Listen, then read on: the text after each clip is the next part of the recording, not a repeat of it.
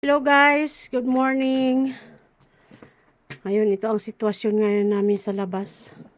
Dahil nag-isno nung 2 days ago. 2 days nag-isno. So ayan, kailangan tanggalin kasi hindi na kayo makadaan. Papasok ng bahay. So ayan yung asawa ko. So ayan, nagtanggal na kami doon sa may sasakyan. Ngayon, Huwebes ngayon. Bis wala akong trabaho ngayon. Free ako. So, tinutulungan ko yung asawa ko mag-akot ng isno. Labas. So, ayan yung mga labas ng bahay. Ayan. 2 araw lang yan nag-isno. Kahapon. Tsaka yung Tuesday ba yun? Ayan. Ayan yung garahe ng asawa ko. So, ayan yung kanyang veteran sasakyan. Balot na balot. Takot ginawin. So, ayan, gitanggalan ko na ng isno yung aming sasakyan. Isa. Kasi grabe ang isno. So, dito, trabaho ko.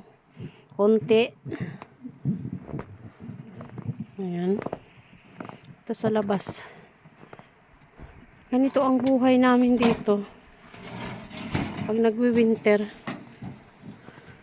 kailangan mo talaga magtrabaho. Magkadka ng isno. So, yun sa labas. Pero hindi ngayon masyadong malamig. 2+. Ngayon ang init. So, nag-smelt ang isno. Eh, nasa bubong. Mahuhulog yan mamaya. Kasi madulas. Pag natunaw na sila, hindi man frozen ngayon, so natutunaw. Kaya nahuhulog sila sa wala ang isno. So, yun yung asawa ko. Panda rin niya yung kanyang sasakyan.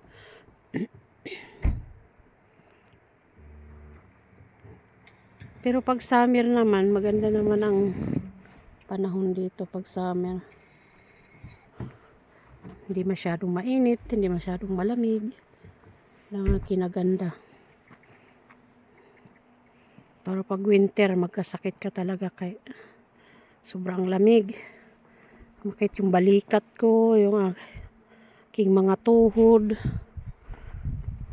So, yan na, pag nagkakaedad na, yan na, dami ng hindi na kinakaya ang lamig. Kahit silang mga Norwegian, minsan na sila sumusuko. Yung ibang mga Norwegian pumupunta na sa ibang lugar pag winter time. Ayan. Pero maganda naman pag summer. So, doon bawi-bawi na lang. Tapos maganda ang view. Mag-green. Ayan. Maraming salamat sa inyong lahat, sa aking mga subscriber, sa aking mga viewers. Walang sawa nagsusuporta. Pasensya na kayo kasi hindi ako masyadong nagpo-post ng mahabang video. Kasi tinatamad ako at saka hindi ako magaling ako marunong mag-edit. Thank you so much sa support. Saka pag busy ako sa trabaho, tinatamad na ako video. Thank you. Bye-bye.